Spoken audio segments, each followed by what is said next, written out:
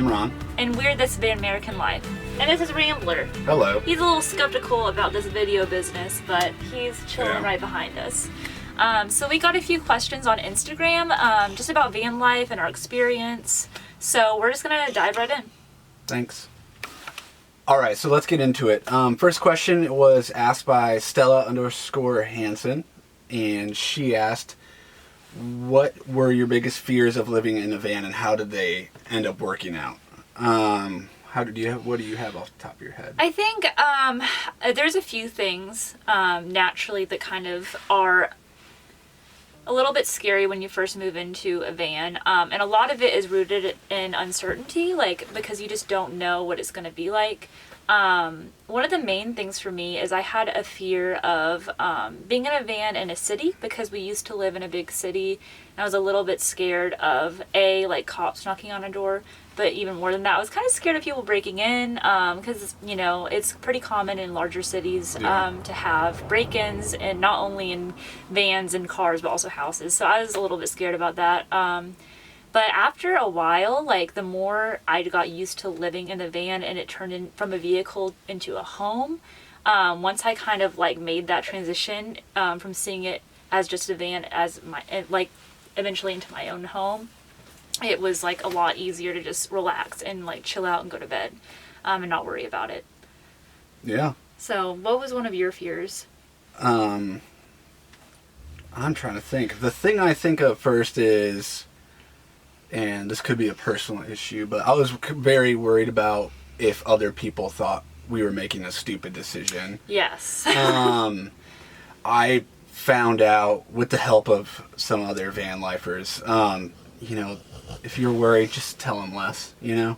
So I kind of got used to that and took it off my plate after a while. I was tired of trying to eat that up because it's not helpful. You're never going to please everybody. If this is something you're curious about doing, just go for it, Life is short. As long as you are respecting others and yourself, that's all that matters.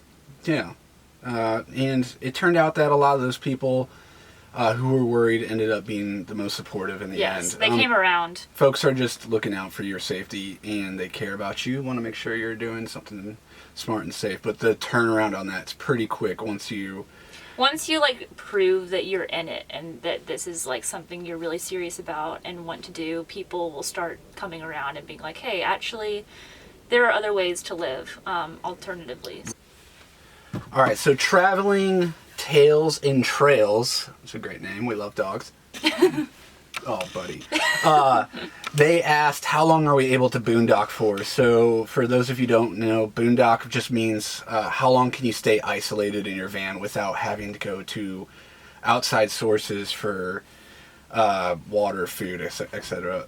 So, in this setup, I guess our biggest limiting factor is water. Yes. That might be pretty obvious. Our containers, we have about enough storage for 24 gallons.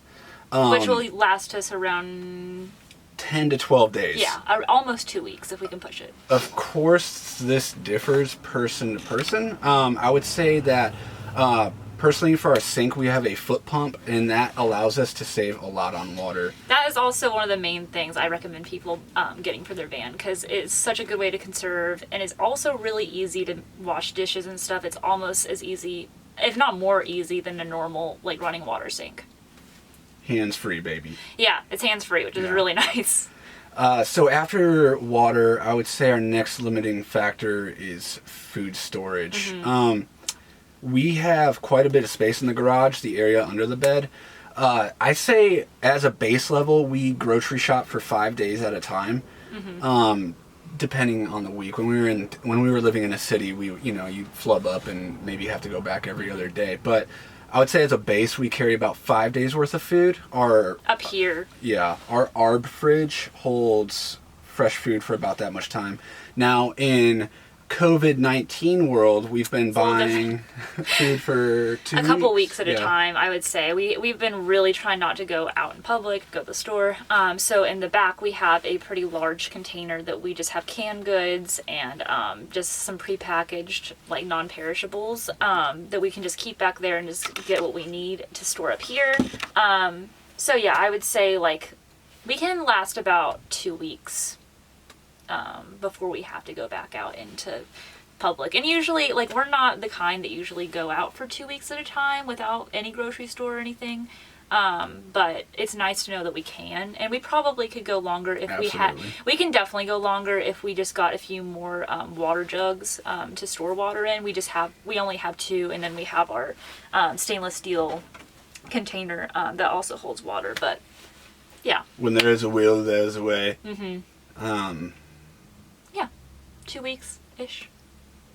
2 weeks. Yeah. Okay, so Clayton_DS asked, what are your main spots for go-to parking? So I guess we can begin by talking about where not to park, because that will kind of give you a better idea of where you can. Playgrounds. Don't park where there's a bunch of children. Just kidding. Yeah, so don't park like right in front of someone's house if you don't know them. Don't park obviously if it says no parking, like, or no overnight parking. That's just not really a good thing to do. I would say where else not to park. We avoid being like the only vehicle in a parking lot. Right. That's kind of, it makes you stick out like a sore thumb. You don't want to park in a parking lot either that has no lighting, because it's just kind of sketchy. We also try to avoid areas that are too high on income or on the other end, like really low income. So somewhere in the middle where you can kind of blend in. Yeah, so I would say we find a lot of parking just on the street. Residential areas that isn't right in front of a house, kind of in between houses, or maybe even just like in green space where there's no one's house there, just like on the street next to grass. In the city, I would say just like street parking where it doesn't specify like no overnight parking or only 2-hour parking or something, just no signs.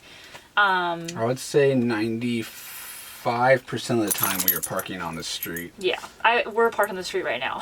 we can usually find a pretty decent parking spot on the street. Where else? I would say like a lot of times trailheads.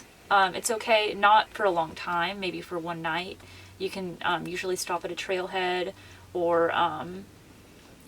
While we've been on the road, parking at Walmarts and Cracker Barrels has been helpful, mainly because you pull a 12-hour drive to somewhere you've never been, and it's... You just want somewhere safe and you know you can park. So obviously we don't like live out of a Walmart parking lot.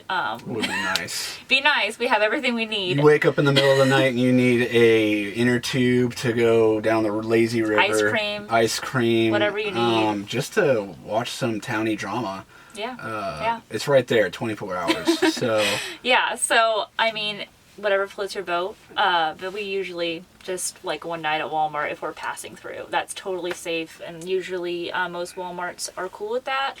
Sometimes they will say no overnight parking, but you can always go in and just say, hey, I'm passing through. Do you mind if I just stay for the night? We'll be really quiet. And usually they're going to say yeah, just for one night. If you ever have a question, just ask the question to someone around you, and that's helped.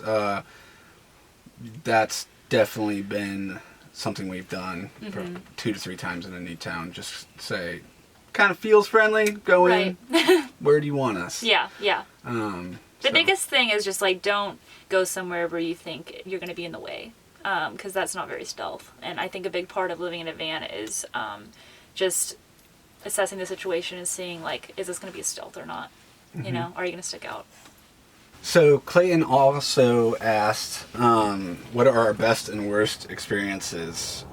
Let's take that from the worst experiences first. Yeah, get that over with. Anyways, we were in Maine, and it was a day where we had driven 12 hours, and it was dark outside, and we were going to a spot listed on an overlanding app. Long story short, the van ended up about a foot deep in mud on the passenger side. Literally like this.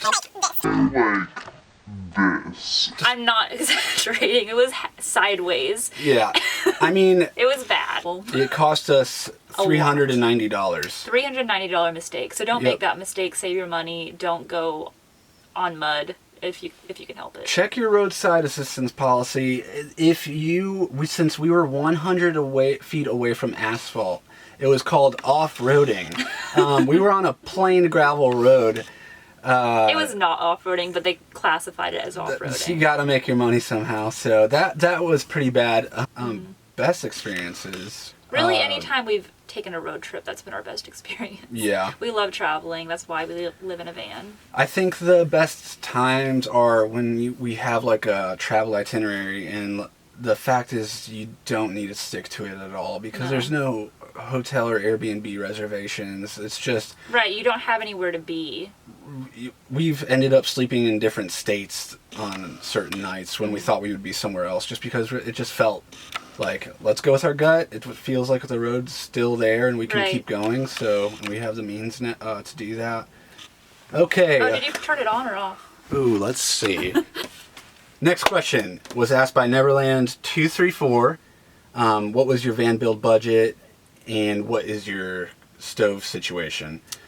So I want to start this off by saying van life can be whatever you want to be. If you got $2,000 and you can make it work, you can do it. Do it. We personally, this was a big adjustment for us as it is for everyone, but we were unsure of how it would go, so we kind of knew what we wanted and we just kept buying it till it was built. Yeah. We went a bit over budget. We did. Our initial budget was $7,500 around there. So, and it kind of cranked out to probably 10 or 12. Yeah. Yeah. And I would say $5,000 got us like the big components that we needed to live in the van the way we wanted. So that's the Goal Zero power bank. Yes. That ARB fridge, the 12-volt fridge.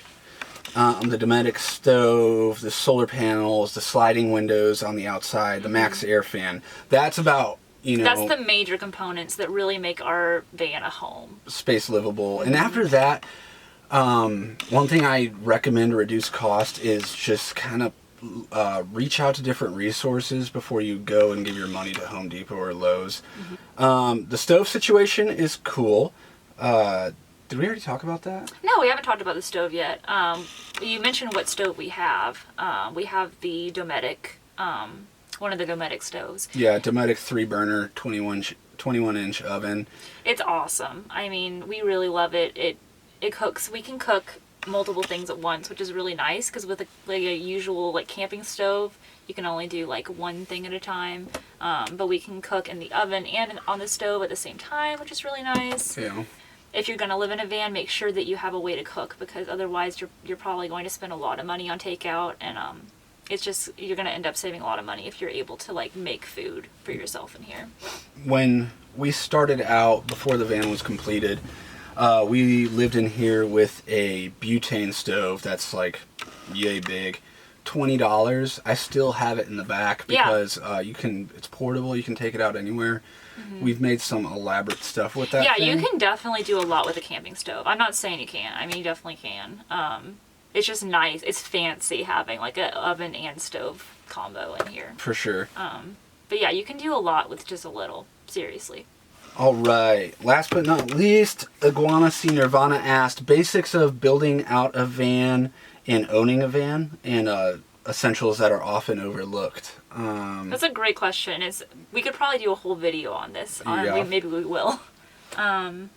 Okay, so after jogging our brains a little bit on what some useful information for you guys, essentials that we overlook. So one thing you don't see in our van is what is underneath the mattress on the wood platform that it sits on. Yeah. You generate liters of water it's disgusting how much water can accumulate. So underneath the mattress, we found that it molds. This is common. A lot of van folks drill large holes in their platforms and whatnot to let that thing breathe. We found a product named Dendry. You can get it on Amazon. It's about $100 for a queen size. It just allows airflow underneath the mattress. And it's worked excellently. Yeah. It does a great job. And you wouldn't think that it would because it's only half an inch or an inch, but it does a lot. Yeah. Another thing for moisture, like he said, moisture really accumulates. Having a vent fan and windows that you can open and keeping it circulated all the time, even when you're asleep, it makes a huge difference for minimizing the moisture. And you don't really even get too much if you keep the van on, even not the van, the fan on low. It makes a huge difference. I asked this similar question to a friend of mine who had been living in his van with his wife and dog for about 3 years when we had this conversation. He said if I could go back and change one thing, I would have put my own windows in to allow, not really for light, but for ventilation. That working in tandem with the vent fan is really cool. Some people do this with 2 vent fans, which is also not a bad idea. But if you have 2 windows to open up, it really circulates the whole van. Yeah. On warmer nights, I would say when it's above 25 degrees, we do crack a window and run the vent fan. That cuts down on a ton of moisture at night. But after that, we just want to seal all the heat in. And basically, I just towel off the platform of any moisture that's collected overnight the next day. Yeah.